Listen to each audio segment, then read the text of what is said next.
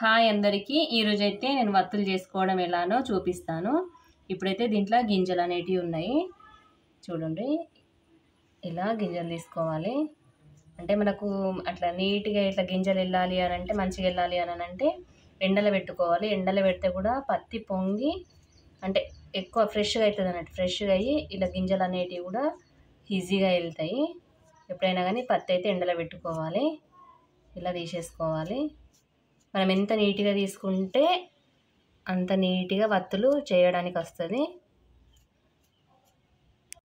ఇప్పుడైతే మనం తీసుకున్నాక పత్తిని ఇలా అనుకోవాలి. ఇట్లా నీట్గా అనుకోవాలి. చూడండి, ఇట్లా మన చెత్తున్నా ఏమన్నా కూడా వెళ్ళిపోతుంది. ఇది మనం సంవత్సరం అంతా కూడా మనము ఒక డబ్బాలో స్టోరేజ్ చేసుకోవచ్చు. గింజలు తీసేసుకోవాలి. గింజలకు పురుగన్నది అవుతుంది కాబట్టి ఫస్టే మనకు వచ్చా అంటే పత్తి అనేది గింజలు తీసేసుకొని డబ్బాలో పెట్టుకోవాలి. వేడి ఉంటుంది, ఎంత నీట్గా అవుతుంది ఇట్లా నీటిని.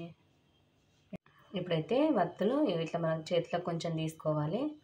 ఇది ఊబిదుండ, నేను గుళ్ళో నుండి తెచ్చుకున్నా. ధర్మపురికి వెళ్ళిందైతే దర్శనానికి అప్పుడు తీసుకొచ్చుకున్నా. ఇలా అనుకోవాలి.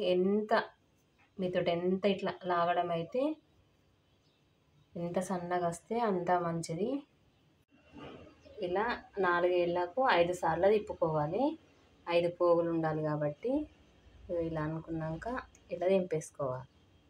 ఇట్లా అన్నీ నీట్గా వేసుకోవాలి. ఎంత ఈజీ చూడండి.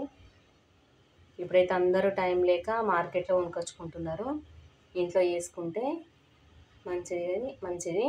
ఇలా చూడండి, ఇలా అనుకోవాలి.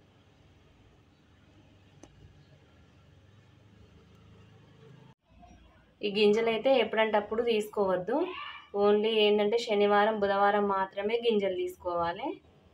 సోమవారం అయితే అసలు వత్తులే చేయరాదు. గింజలు తీసుకోవద్దు, వత్తులు చేయొద్దు.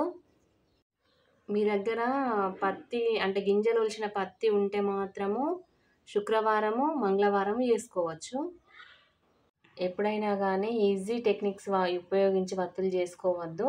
పత్తి నుంచి ఇలా దారం తీసే వత్తులు చేసుకోండి, అంటే చాలా మంచిది.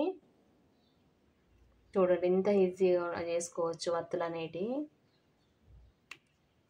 ఇలా అనుకుంటే సరిపోతుంది. గట్టిగా అయిపోతుంది. ఎంత గట్టిగా అనుకుంటే అంత గట్టిగా అనుకోవచ్చు మనం. ఇలానైతే నేను పత్తి నుంచి వత్తులు రెడీ చేసుకున్నా.